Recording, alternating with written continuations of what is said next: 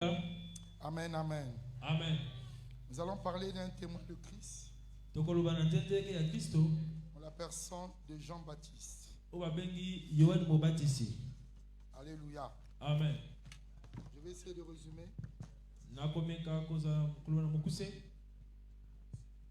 Amen, amen. Amen. Donc notre thème, c'est le ministère de Jean-Baptiste. C'est un témoin de Christ. Et je salue les hommes de Dieu qui sont dans la salle. Et que Dieu vous bénisse, qu'il bénisse aussi vos ministères pour cette main d'association. Amen, amen. Amen. Alors, nous parlons, notre thème, c'est le ministère de Jean-Baptiste. Et pendant notre speech, nous parlerons de sa naissance, son appel, son ministère et sa fin. Donc, 4 points. Sa naissance, son appel, son ministère et sa fin. Alléluia. Amen.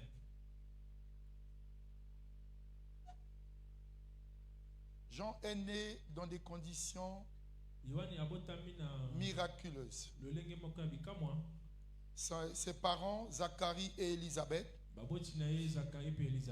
ils appartenaient à la famille des sacrificateurs. Dans Luc chapitre 1, verset 5, Luc 1, à partir du verset 5. Et c'est là où nous avons le témoignage de ses parents. Son père s'appelait Zacharie, Luc, et sa maman Élisabeth. Luc 1, verset 5. La communication. Ok, la Bible dit du temps d'Hérode, roi de Judée, il y avait un sacrificateur nommé Zacharie qui était de la classe d'Abia. Sa femme était stérile. Elle s'appelait Élisabeth. Amen. Amen. Et ces deux personnes, Zacharie et Élisabeth, ils appartenaient à la classe du reste fidèle. Ceux qui sont restés fidèles à Dieu quand bien même tout le monde s'est détourné de Dieu. Mais eux, ils sont restés fidèles à Dieu. Et le verset 6, on nous dit que tous deux étaient justes devant Dieu. Et ils observaient d'une manière irréprochable tous les commandements du Seigneur et toutes les ordonnances de Dieu. Être irréprochable ici ne signifie pas être sans péché, mais seulement ils étaient fidèles à leur service à Dieu. Ce que Dieu recherche en nous, c'est la fidélité dans le service. Ils aimaient Dieu, ils étaient fidèles à Dieu. Et quoi qu'ils aimaient Dieu et étaient fidèles, mais ce couple vivait dans l'opprobre. Parce que Élisabeth était stérile. Et la stérilité d'Élisabeth, c'est une représentation de la nation d'Israël aux yeux de Dieu. Israël était stérile. Dieu ne parlait plus. Et c'est l'image du jugement divin. Donc vous n'écoutez plus la voix de Dieu. Et c'est mauvais. Vous ne pourrez plus être bien orienté dans le ministère. Vous ne pourrez plus marcher dans les voies de Dieu correctement. Parce que les enfants de Dieu, ils marchent selon la révélation que le Seigneur leur donne. Et nous avons eu 400 années de silence entre Malachie et Matthieu. Dieu ne parlait plus. Et c'était la marque du déplaisir. Dieu n'était plus là. Il ne parlait plus. Mais Dieu va se souvenir. Parce que le nom de Zacharie signifie souvenu de l'Éternel. Où l'Éternel se rappelle. Par Zacharie. Dieu va se rappeler qu'il faut envoyer un précurseur du Messie. Et Zacharie va recevoir le privilège de rentrer dans le temple pour aller offrir des parfums et prier. C'était un honneur. Cela ne se faisait pas régulièrement. Avec le nombre des sacrificateurs, cela pouvait se faire une seule fois dans la vie d'un homme de Dieu. Pour rentrer dans le temple, pour aller offrir des sacrifices.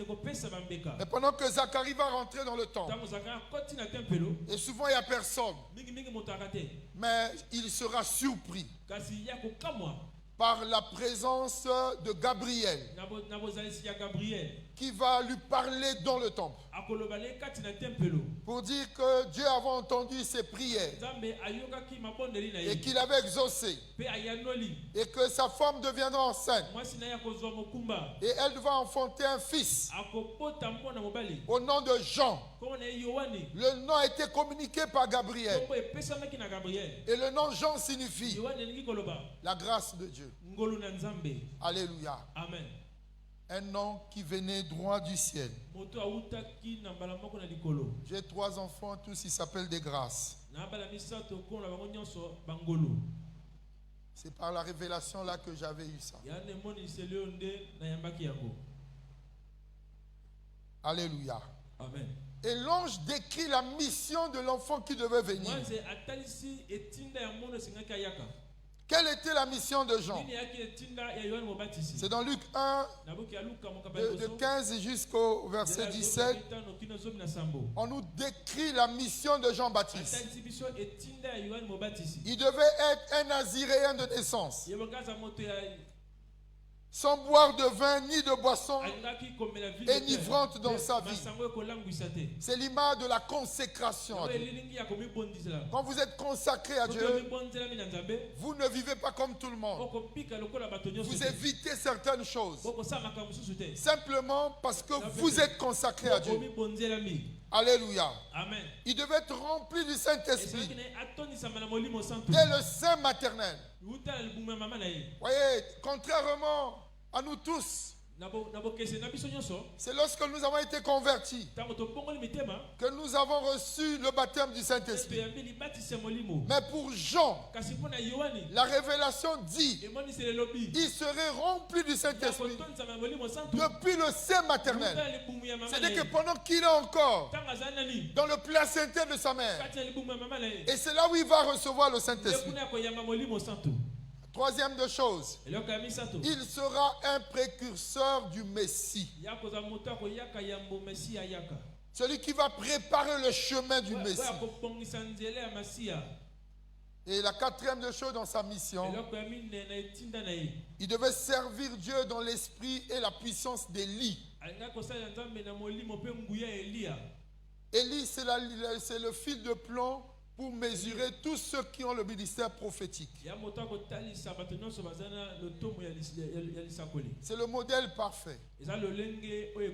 C'est l'un des grands prophètes.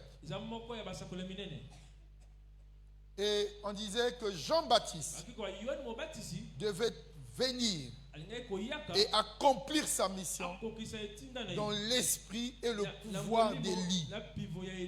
Amen. Amen. À quel moment Jean a été rempli du Saint-Esprit? C'est quand l'ange a visité Marie. il a donné l'information à Marie que Élisabeth, sa cousine, est à son 6e mois. Et Marie, apprenant qu'Élisabeth qui était stérile est enceinte, et dans cette joie, elle va visiter Élisabeth. Et quand Élisabeth a entendu seulement la salutation de Marie, et la Bible dit l'enfant qui était dans son sein avait tressailli. Et c'est là que Jean a reçu l'onction du Saint-Esprit depuis le sein maternel.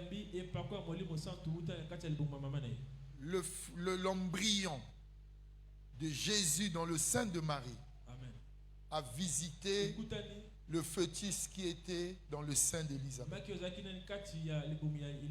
En médecine, les 3 premiers mois de grossesse, on parle d'un embryon. Et à partir de 4 mois jusqu'à 6 mois, on parle du fœtus.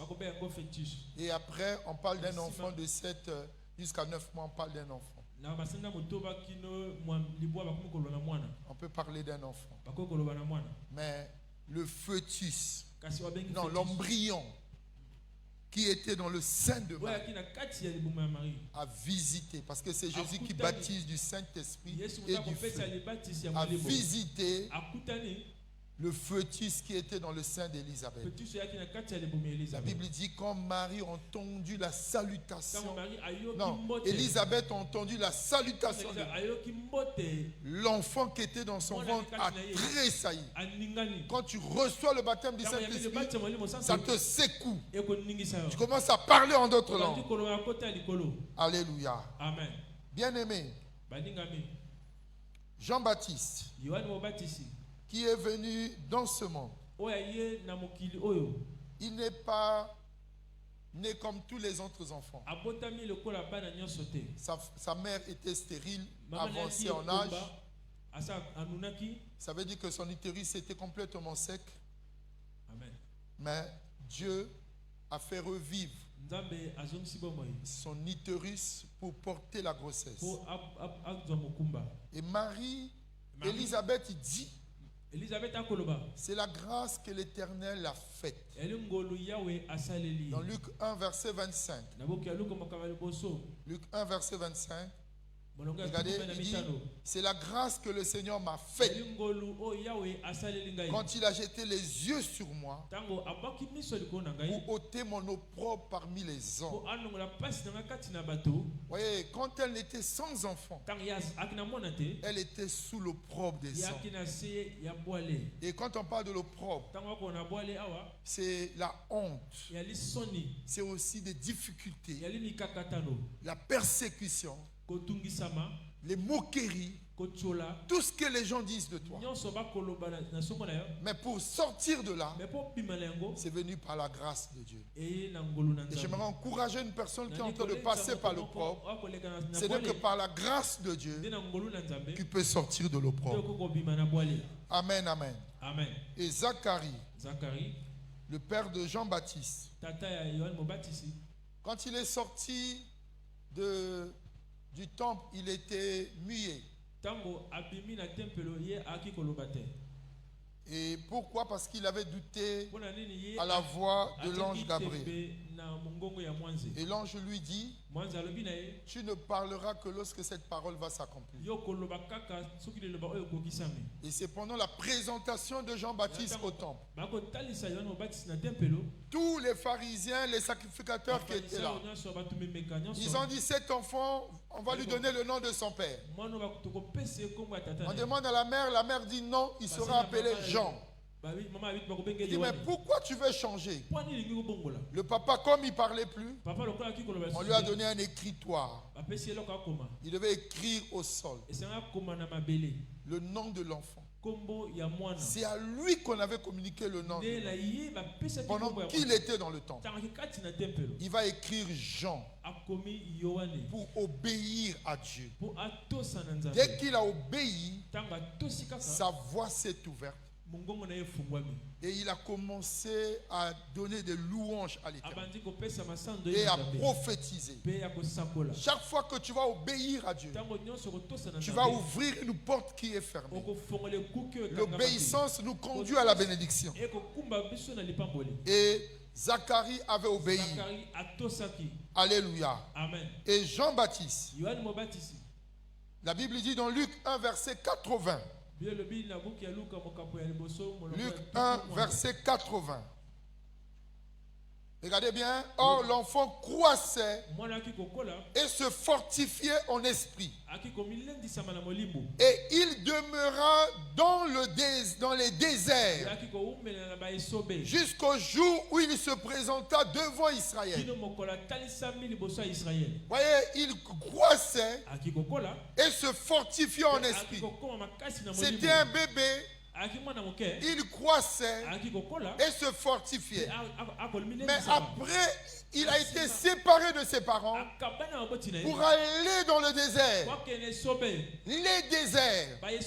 Quand on parle de désert, c'est l'endroit de l'épreuve. Il n'y a pas d'ascension sans épreuve. Il n'y a pas de caractère divin sans épreuve. Dieu, pour vous amener à être un bon témoin de lui, il vous fera passer par beaucoup d'épreuves. Le désert, c'est l'endroit où nous sommes éprouvés. Le désert, c'est l'endroit où tout n'est pas facile. C'est l'endroit où il y a le manque, où il y a la sécheresse. Il fait chaud, où tu ne vas pas trouver un marché, où tu ne vas pas trouver un dortoir bien apprêté, où tu ne vas pas trouver des amis. Il était seul. Il demeura dans les déserts. Et le désert, c'était l'endroit de l'apprentissage. C'est l'endroit de la préparation. Jusqu'au jour où il se présenta devant Israël. Ça veut dire que le désert, c'était l'école pour lui. L'école de sa formation. Nous voulons être utilisés par Dieu. Dieu nous fera passer par un temps de préparation où tu vas voir les choses ne seront pas faciles pour toi. Ce qui est facile pour les autres, mais pour toi, ça serait difficile. Et Dieu va le faire permettre de bâtir en toi un caractère. Et souvent le désert nous rend humbles. Le désert nous brise. Si tu as un caractère qui ne plaît pas à Dieu et qui ne peut pas être utile pour son œuvre, il te fera passer dans le désert. Alléluia. Amen. Il demeura dans les déserts jusqu'au jour où il se présenta devant Israël. Et c'est à quel âge qu'il se présenta? Il s'est présenté à 30 ans. 30 dans la Bible. C'est le nombre de la maturité.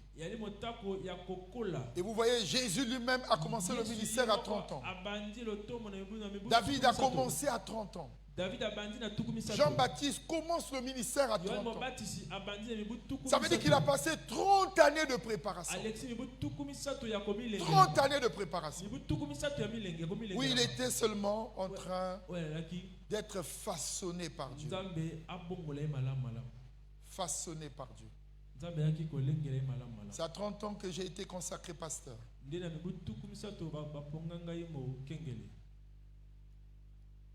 Alléluia. Amen. Non, je veux dire que c'est à 30 ans que je me suis marié. Je me suis marié à 30 ans. Pendant que ma femme avait 25 ans. Amen, amen. Amen.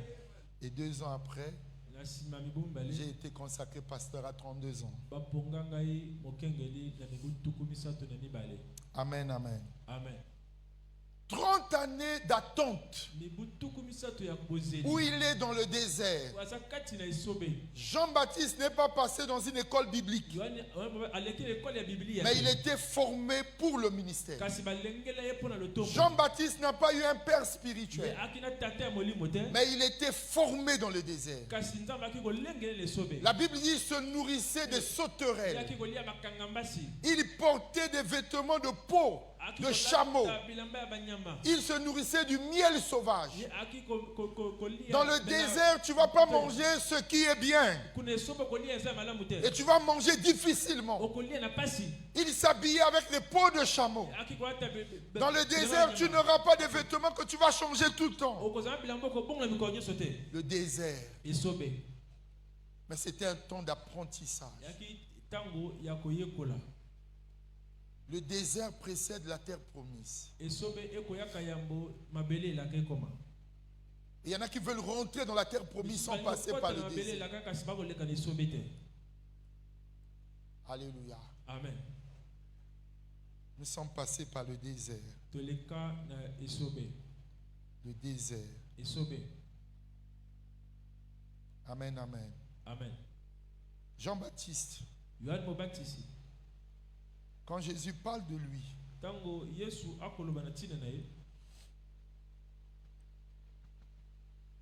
c'est quelqu'un qui a fait des choix difficiles dans sa vie.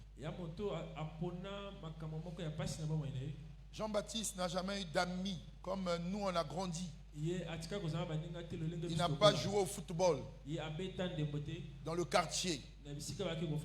Jean-Baptiste ne s'est pas marié. Sa jeunesse était sacrifiée. Quand tu es jeune, tu as beaucoup d'amis. Nous, quand on était jeunes, on allait s'amuser à Madoukou. On allait jouer au football. On avait des amis. Mais Jean-Baptiste n'a pas eu des amis. Quand il s'est séparé de ses parents, il est parti au désert. Mais on ne nous dit pas à quel âge il s'est séparé de ses parents.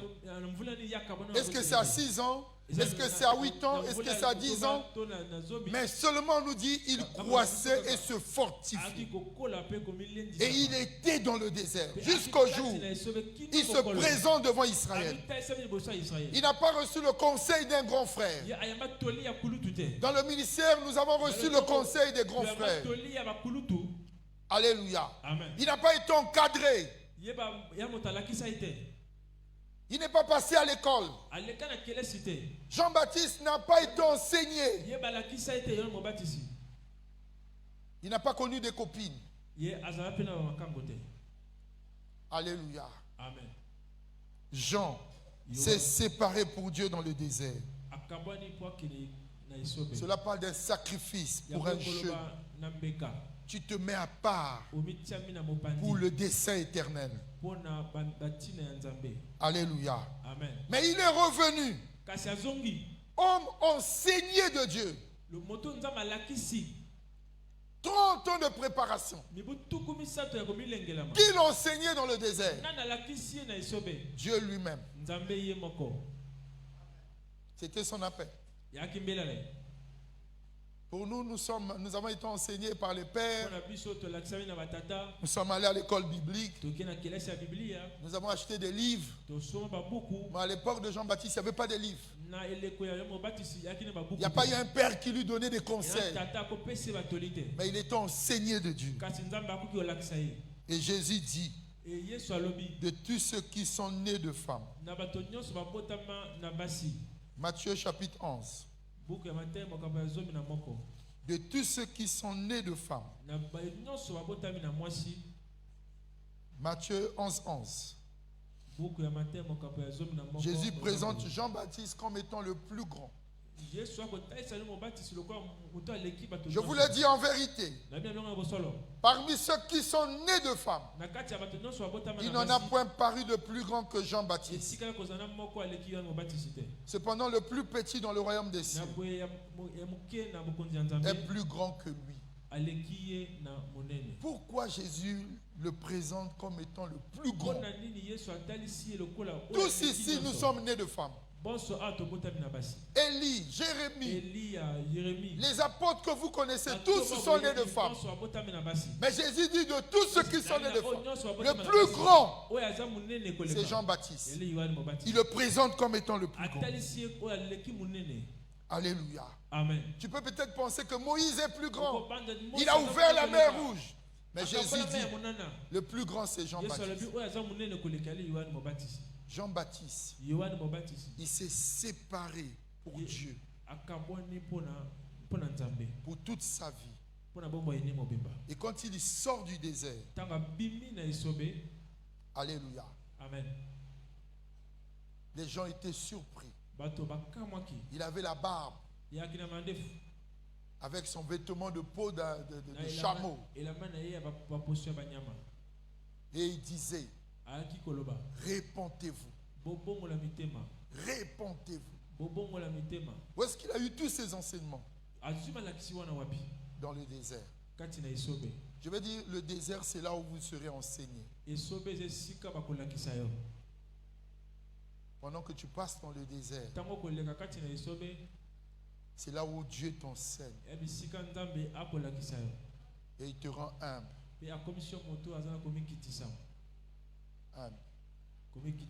Et quand j'en sors du désert, il dit que lui il croisse et que moi je diminue. Dans le désert, tu deviens humble. Et tu vas chercher que ton Dieu soit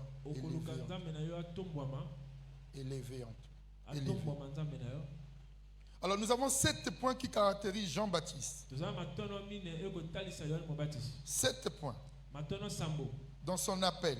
Vous voyez, quand les gens lui posaient la question qui il était, il disait, dans vos écritures on parle de moi.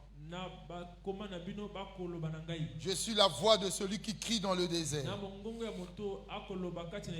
C'est dans Isaïe chapitre 40 verset 3 où on cite au sujet de Jean-Baptiste.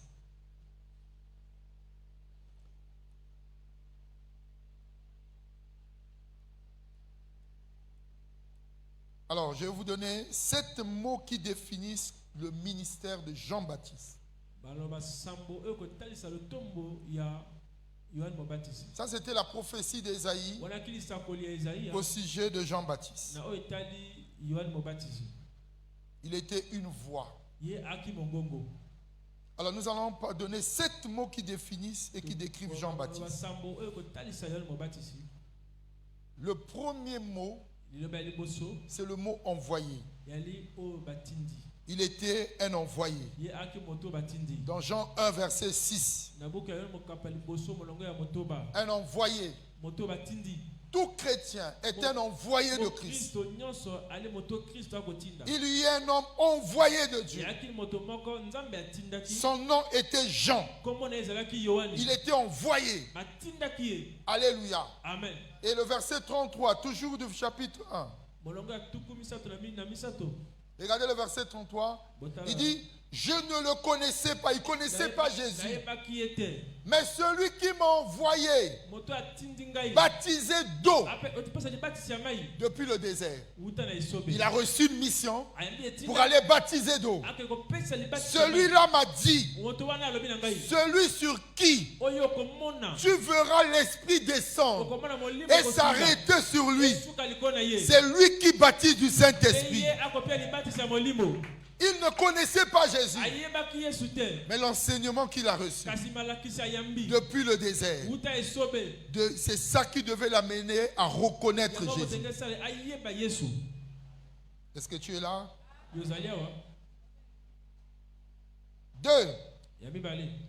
Il était le messager de Jéhovah.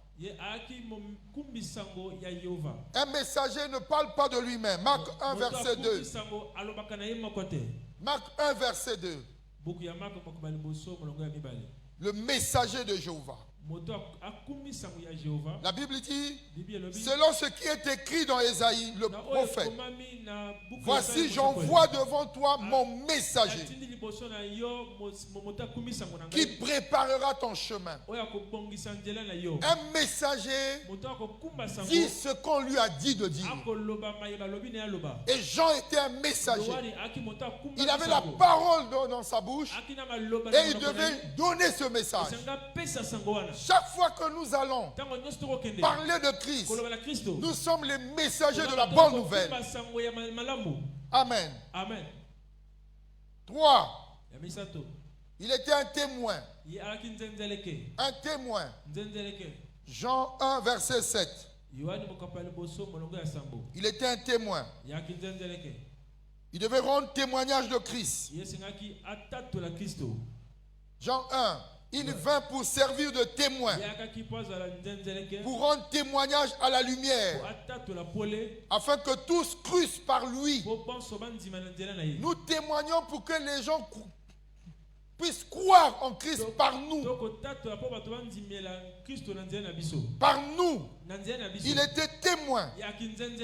Alléluia. En rendant témoignage, ça serait la révélation de Christ que nous communiquons. Nous communiquons ce que nous avions vu de lui, ce que nous avions entendu de lui, et c'est ce que nous disons. Alléluia. Amen. 4e mot qui s'applique pour Jean.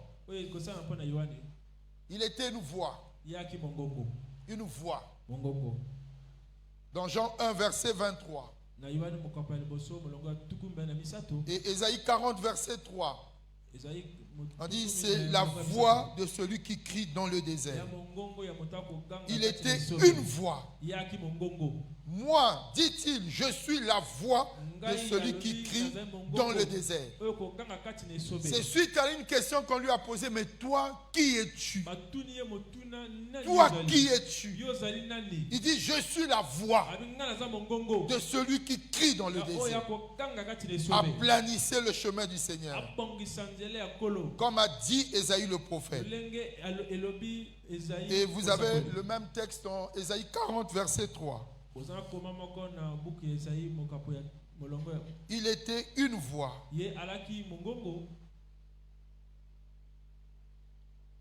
Ça veut dire quoi, une voix? Dans un sens figuré, ça veut dire que tout ce que je vous dis, ce n'est pas de moi, mais je ne suis qu'une voix. Je suis seulement une voix. Alléluia. Amen. La voix de Dieu qui parlait au travers. Amen, amen. Amen. 5e mot. Il était une lumière. Une lumière. Jean était une lumière. Jean 5, verset 35.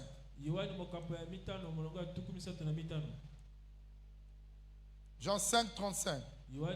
On dit Jean était la lampe qui brûle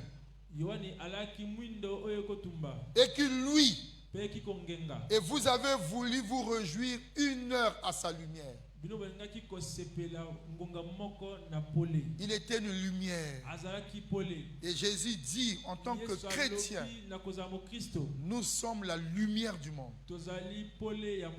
Matthieu 5, verset 16. Jean était une lumière brûlante et luisante. Alléluia. Amen. Il était une lumière. 6e point. Il était un roseau. Un roseau. C'est l'herbe que les moutons mangent là. Roseau. Matthieu 11, versets 7 à 9. Il était un roseau. Comme il s'en allait, Jésus se mit à dire à la foule au sujet de Jean. Qu'êtes-vous allé voir au désert?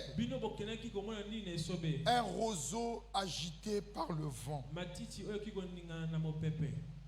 Quand on parle d'un roseau, c'est-à-dire que c'est quelqu'un qui est sensible à la voix de l'esprit, qui se laisse facilement plier par l'esprit. Le vent ici parle de l'esprit. C'est l'esprit vous pouvez l'utiliser n'importe comment, n'importe quand. Et l'esprit pouvait l'utiliser. Un roseau. Le roseau, vous le voyez souvent au bord de l'eau. Et facilement, quand il y a le vent, ils suivent la direction du vent. Et Jean était un roseau. Alléluia. Amen. Constamment plié par le vent de l'esprit. Et septième point dans la vie de Jean, il était plus qu'un prophète. Jean, Matthieu 11, 11. Il était plus qu'un prophète. Plus qu'un prophète. Matthieu 11, 11. Je vous le dis en vérité, parmi ceux qui sont nés de femmes, il n'en a paru de plus grand que Jean-Baptiste. Cependant, le plus petit dans le royaume des cieux est plus grand que lui. Alléluia. Amen. Nous apprenons, voyez, on dit, qu'êtes-vous allé voir? Un prophète. Oui, dit plus qu'un prophète. Plus qu'un prophète. Matthieu 11, verset 9. Il était plus qu'un prophète. Jean-Baptiste. Alléluia. Amen. Quel a été le message de Jean-Baptiste? Il y avait 3 points sur son message. Son message, c'était la repentance. Il a parlé de 3 choses dans son message. 1. La repentance. 2. Le royaume des cieux est proche. 3. Le témoignage de Jésus. 3 points dans ce message. Il n'a pas changé de message jusqu'à sa fin. Il était seulement là sur la repentance. Et la repentance, c'est quoi? C'est le mot repentance veut dire aussi changement d'avis, changement de direction. C'est donner le dos au péché et se tourner vers Dieu. Donner le dos au mal et se tourner vers Dieu. Vous ne pouvez pas venir à lui sans repentance. Et Jean-Baptiste ne cessait de dire repentez-vous, car le royaume des cieux est proche. Et Jean-Baptiste, dans son message, que les gens devaient manifester ce qu'on appelle le fruit de la repentance. Chaque fois qu'un arbre ne porte pas de fruit, il a dit la cognée était déjà au pied de l'arbre. Parce que l'arbre qui ne porte pas de fruits sera coupé. Ce que Dieu attend de nous, 2 fruits.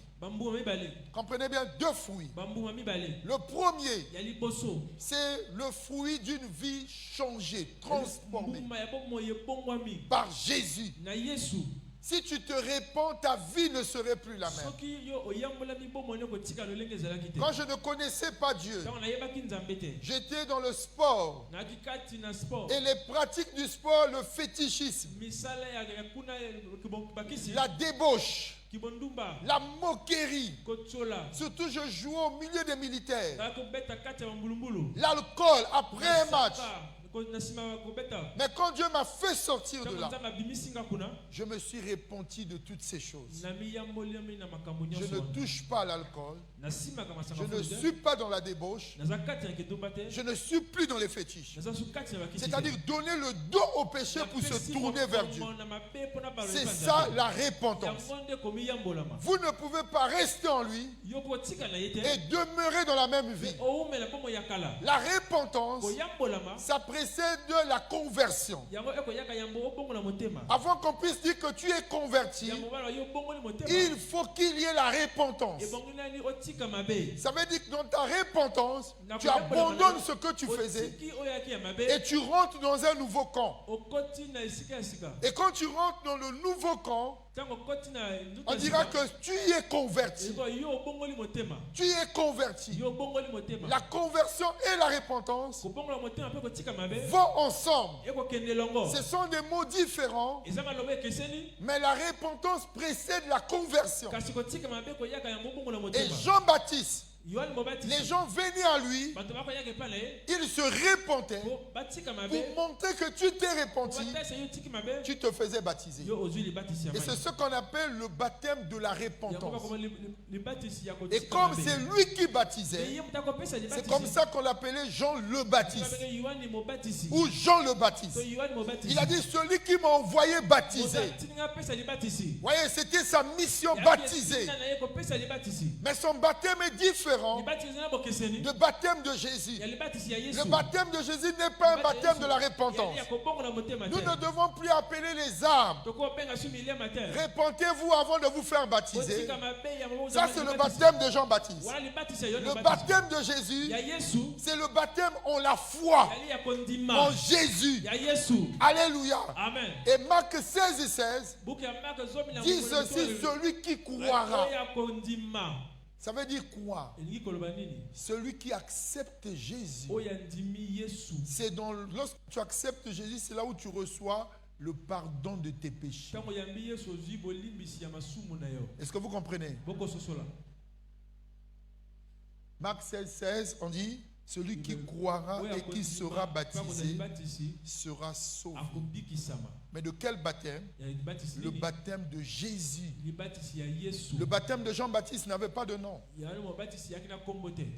Le baptême de Jésus, ça se fait au nom du Père, du Fils et du Saint-Esprit, ou soit au nom du Seigneur Jésus-Christ.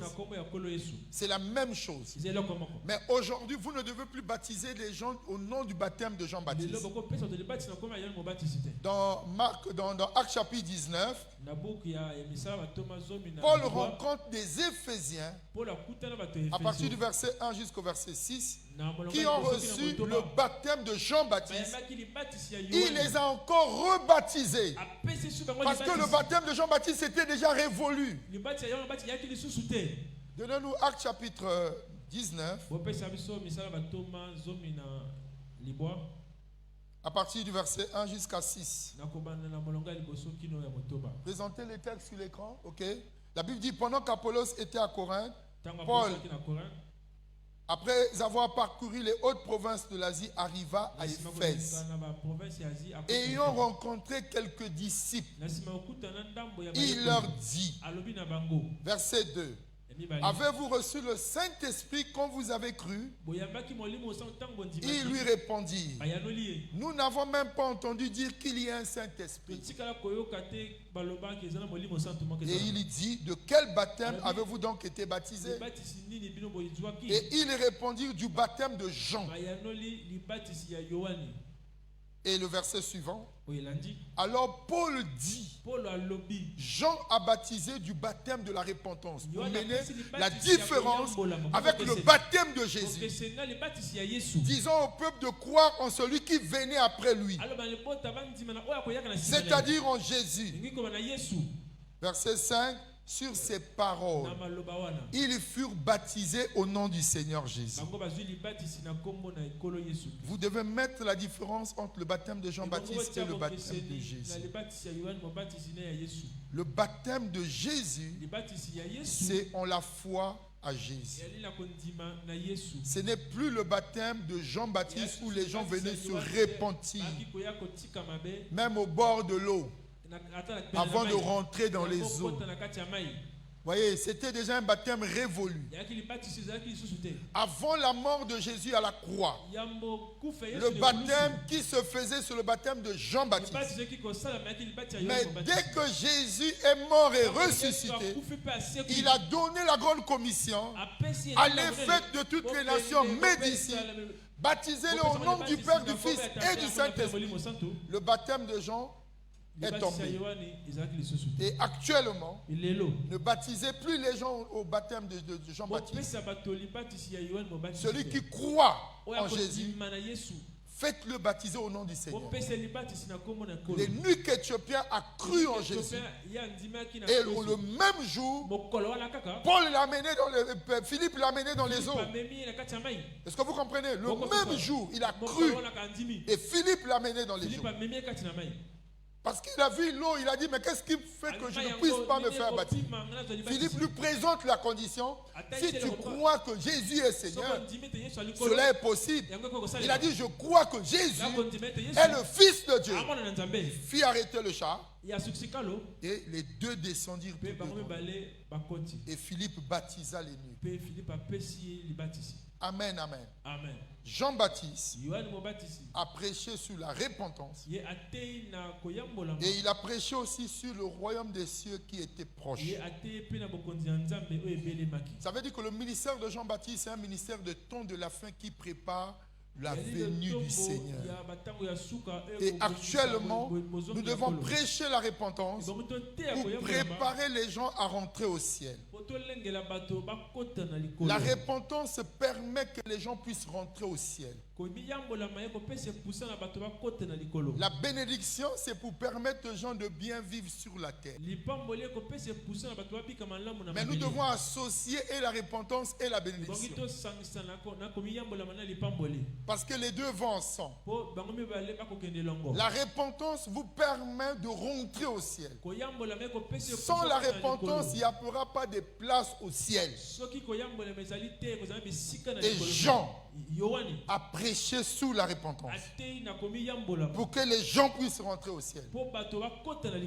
Et l'autre message de Jean, c'était le témoignage de Jésus. Il a présenté Jésus qu'il était suprême dans son baptême. Il dit, moi je vous baptise d'eau pour vous amener à la repentance.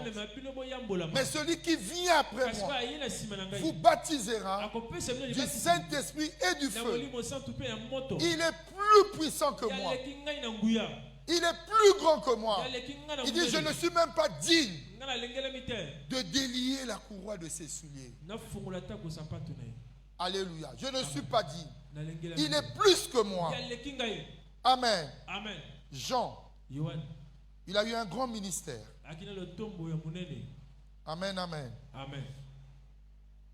Nous allons prendre Marc chapitre 1. Marc chapitre 1 verset 3. Je suis en train de résumer parce qu'on me demande de terminer par rapport à l'heure. Marc 1 verset 3. Regardez, la Bible dit, c'est la voix de celui qui crie dans le désert. Préparez le chemin du Seigneur. Aplanissez ses sentiers. Le verset 5. La Bible dit, tout le pays de Judée et tous les habitants de Jérusalem se rendaient auprès de lui. J'aimerais faire comprendre à chaque personne ici, vous pouvez avoir un grand ministère qui rassemble des foules. Jean-Baptiste est le modèle des hommes de Dieu qui ont eu un grand ministère qui a mobilisé tous les habitants d'un pays. Regardez, tout le pays de Judée et tous les habitants de Jérusalem se rendaient auprès de lui, une seule personne. Il avait un impact national. Vous pouvez avoir un impact national. Jean, il a été préparé pour ce ministère. Les gens se rendaient auprès de lui. Ils confessaient leurs péchés et se faisaient baptiser par lui. Il était seul à baptiser les gens d'un pays, les gens de la Judée. Seul, il baptisait. Il a mené les gens à la repentance. Et j'aimerais encourager les hommes de Dieu. Vous pouvez avoir un impact dans votre localité. Vous attirez les gens de votre localité pour se faire baptiser et suivre Jésus. Et la manière de rentrer dans les eaux du baptême, c'était pour montrer que nous suivons Jésus. Il est préparé avant l'arrivée de Jésus. Alléluia. Amen. Les gens se rendaient à lui. Et le verset 9. En ce temps-là, Jésus vint de Nazareth en Galilée. Regardez bien, vint de Nazareth en Galilée. Si vous voyez la carte d'Israël, Galilée c'est au nord et Jérusalem est au sud. Et Jésus s'est déplacé du nord pour le sud pour se faire baptiser par Jean. Et l'idée que j'aimerais faire sortir ici, c'est le voyage, le déplacement que nous pouvons faire pour une cause juste, pour l'évangile. Il y en a qui se déplacent pour du n'importe quoi. Mais Jésus se déplaçait pour une cause juste. Vous pouvez dépenser de l'argent pour effectuer un voyage pour une cause juste. Vous pouvez payer le prix. Il y en a qui payent les billets pour aller en vacances, mais ils ne peuvent pas payer le billet pour aller une conférence, assister à une conférence pour une cause juste. Il y en a qui payent les billets pour aller se reposer. Mais Jésus a effectué un déplacement. C'est beaucoup de kilomètres. Nazareth, c'est au nord, dans la région de la Galilée. Il a effectué le déplacement pour arriver en Judée, se faire baptiser par Jean. Donc son but, le but de son voyage, se faire baptiser par Jean. Vous pouvez effectuer un déplacement pour aller chercher votre Dieu, pour aller chercher les choses spirituelles. Peu importe le prix à payer. Sachez que la vie chrétienne n'a pas de prix. Tout dépend de ce que vous désirez. Et ceux qui ont effectué le déplacement en venant assister à cette conférence, vous avez fait le bon choix, mais pourvu, bien aimé, que vous puissiez achever. Ça finit le 27. Il y a beaucoup à gagner ici, parce que chaque homme de Dieu a un dépôt en lui qu'il va libérer. Alléluia. Amen. Il s'agit pour nous de venir avec nos assiettes pour recevoir. Pour recevoir. Alléluia. Amen. S'il y a un sujet de prière à faire, Seigneur, guide-moi dans chaque voyage spirituel que je dois entreprendre pour gagner des choses spirituelles. Est-ce que vous comprenez? Aujourd'hui, on peut parler d'Anakazo, mais l'apôtre a eu ça où? Parce qu'il avait effectué un voyage spirituel. Un voyage pour des choses spirituelles. Amen, amen. Alors, bien aimé, j'aimerais revenir sur un point. Regardez bien, en ce temps-là, Jésus vint de Nazareth, il fut baptisé par Jean. Comment est-ce que Jean a reconnu le Seigneur? Il a dit, je ne le connaissais pas. Dans Jean 1, verset 33, Jésus était aussi dans la foule. Mais Jean devait le reconnaître. Mais comment est-ce qu'il a reconnu? Jean 1, verset 33. Il dit, je ne le connaissais pas, mais celui qui m'a envoyé baptiser d'eau, celui-là m'a dit, celui sur qui tu verras l'Esprit descendre et s'arrêter, c'est celui qui baptise du Saint-Esprit. Amen. Amen. Alors je te donne une liste de personnes que tu dois reconnaître dans ta vie. C'est important pour toi. Alléluia. C'est des personnes qu'il faut reconnaître. La première personne qu'il faut reconnaître, il faut reconnaître ton Sauveur. Et Jean a reconnu Jésus. C'est important. Reconnaître ton Sauveur. La deuxième personne que nous pouvons reconnaître, tu peux reconnaître le prophète qui t'a été envoyé. Le prophète qui t'a été envoyé. La troisième personne qu'il faut reconnaître, c'est reconnaître une personne sage. Et la Bible dit celui qui marche avec les sages sera sage.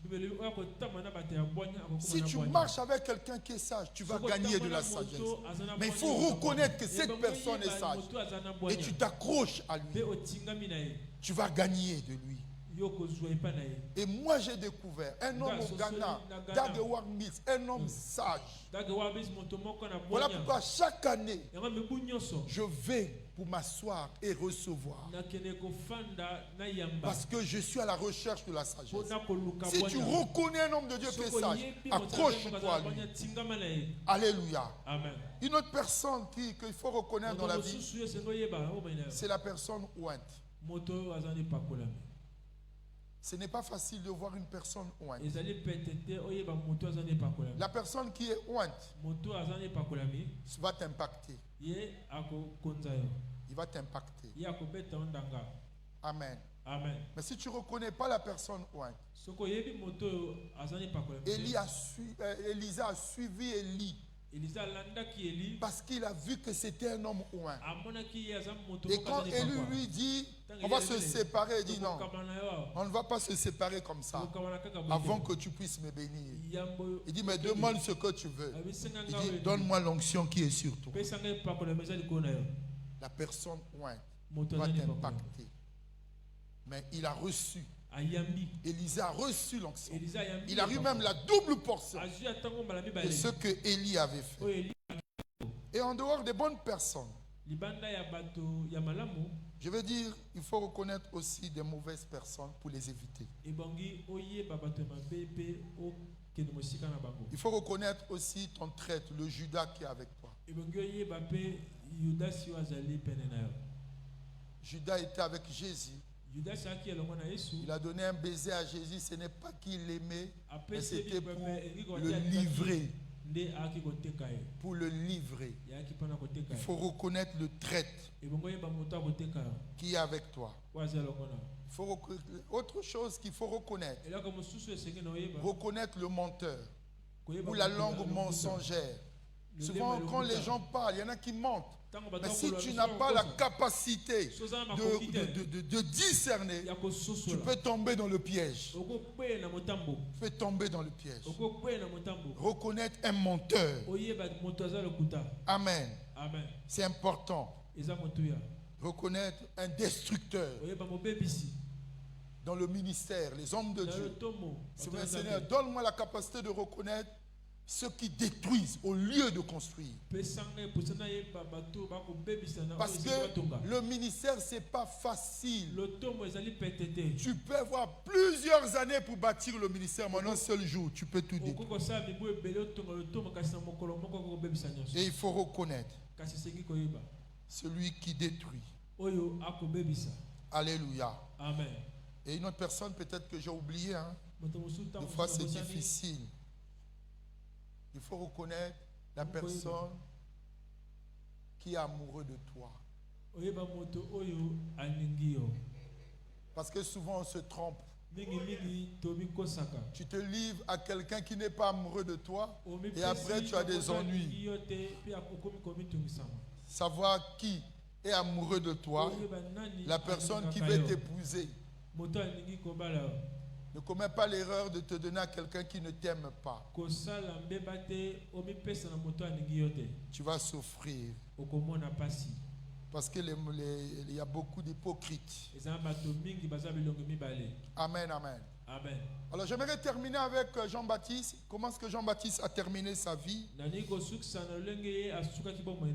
Marc chapitre 6. Verset 14. Jean s'est retrouvé en prison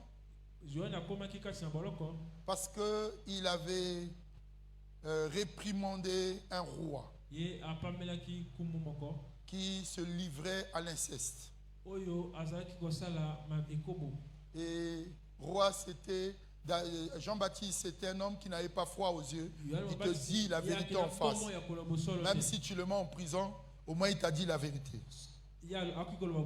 La Bible dit le roi Hérode entendit parler de Jésus, dont le nom était devenu célèbre. Il dit Jean-Baptiste est ressuscité des morts. Et c'est pour cela qu'il se fait par lui des miracles. Pourquoi? Parce que Jean-Baptiste avait impacté la nation, même dans le palais présidentiel, on connaissait qui était Jean. Est-ce que vous comprenez? Donc, tu peux avoir un ministère, même au palais là-bas, on saura qui tu es. Parce qu'il rassemblait les foules. Et c'est là où Hérode l'a connu. Et quand Jésus commençait à travailler, et Hérode a pensé que c'était Jean-Baptiste. Amen. Verset 16. Mais Hérode, en apprenant cela, disait, ce Jean que j'ai fait décapiter, c'est lui qui est ressuscité. Voyez, on confondait Jésus à Jean-Baptiste. Et quand Jésus pose la question, qu'est-ce que les gens disent de moi? Il y en a qui pensent que tu es Jean-Baptiste. Pourquoi? Parce qu'on connaissait l'impact de Jean-Baptiste. Bien aimé, ne faites pas le ministère pour les faire, mais faites le ministère parce que vous allez impacter votre environnement. Alléluia. Amen. Le verset 17. Car Hérode lui-même avait fait arrêter Jean. Pourquoi il avait fait arrêter? On donne la raison. Il avait fait lier en prison à cause d'Hérodias, femme de Philippe son frère, parce qu'il l'avait épousée. Voyez, Hérode, il est le grand frère. Il a son frère qui s'appelle Philippe. Mais lui, Hérode, prend la femme de son frère. Est-ce que vous comprenez? C'est mauvais. C'est la femme de ton frère, c'est pas ta femme. Et Jean-Baptiste a réprimandé ça. Tu ne peux pas prendre la femme de ton frère, c'est un péché. Et le fait de réprimander ça, c'est ça qu'il a mené. Il a été mis en prison.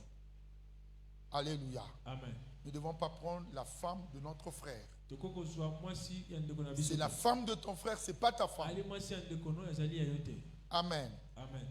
Et verset 18. Et Jean lui disait, il ne t'est pas permis d'avoir la femme de ton frère.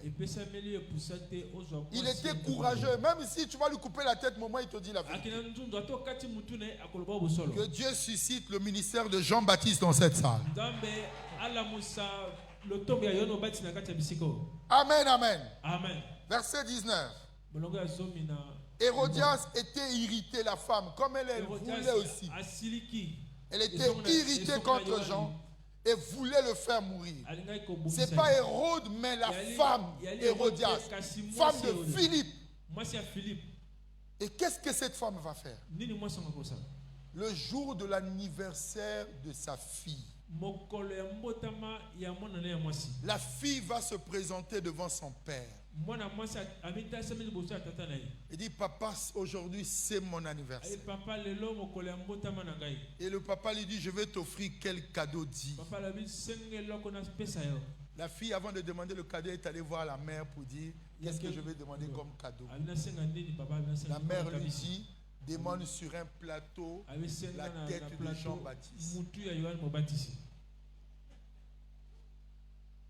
Est-ce que vous réalisez le martyr? Parce que tu as dit la vérité et on commence à te persécuter. Alléluia. Amen. Elle dit à sa mère, que demanderai-je?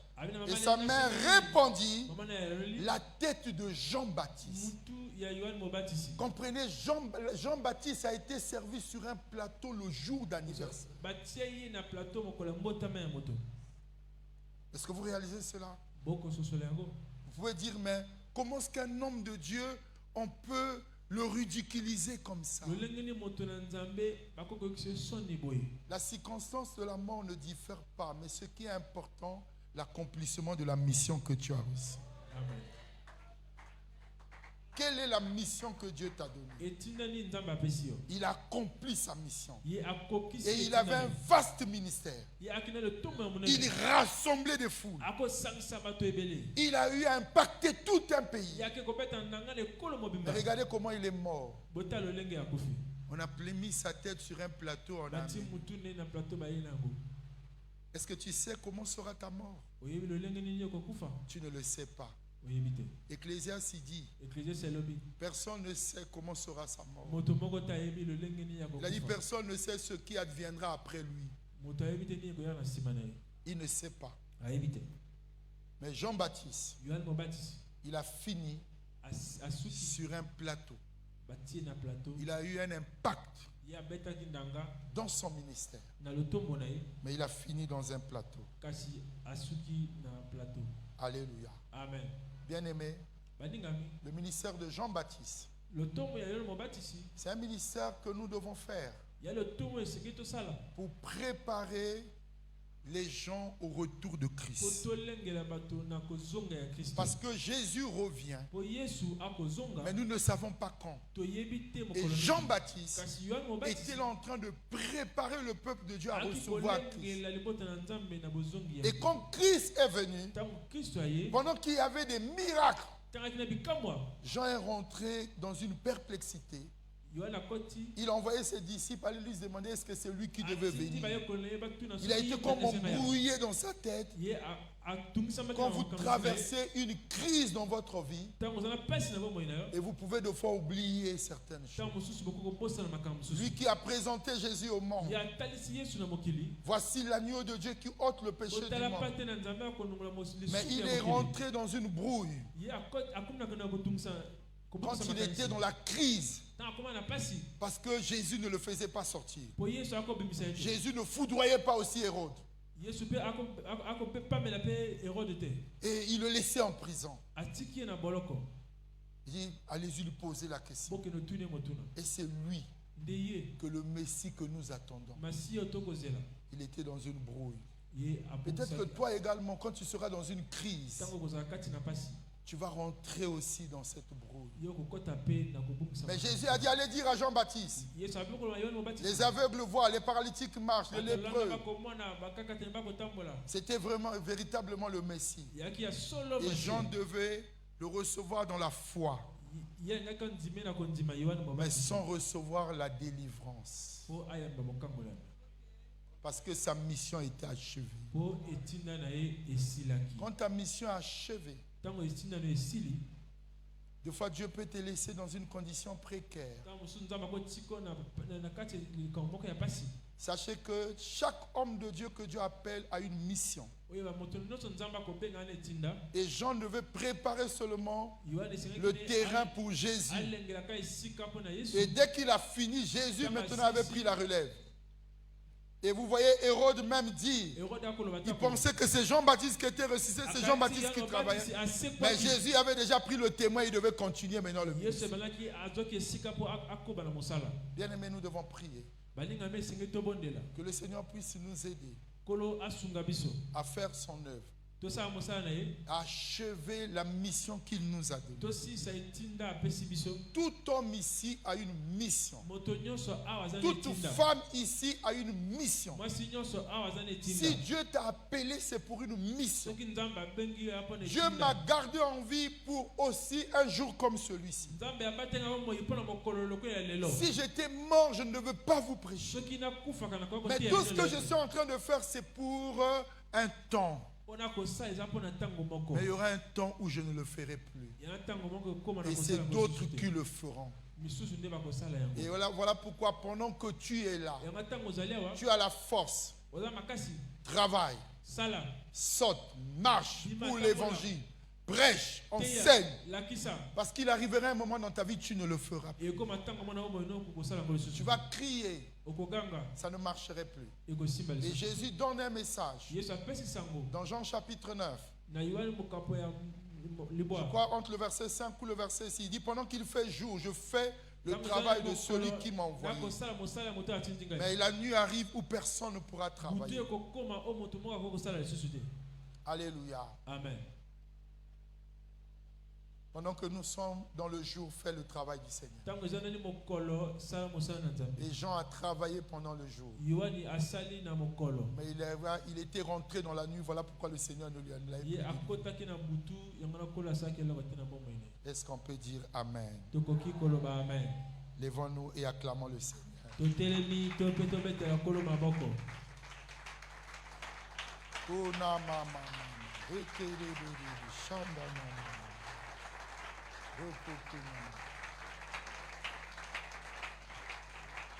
Vous avez ça dans le tableau, Jean 9, verset 4.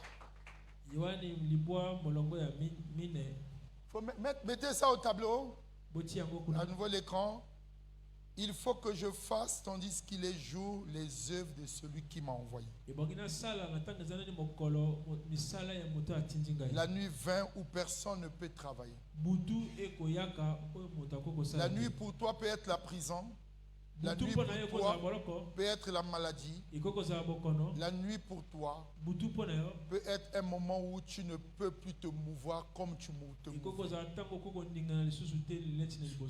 Mais maintenant, nous sommes le jour. Et nous allons prier. J'aimerais que tu mettes la main sur la tête. Et tu vas prier le Seigneur. Seigneur, aide-moi à accomplir en totalité la mission que tu m'as envoyé de faire.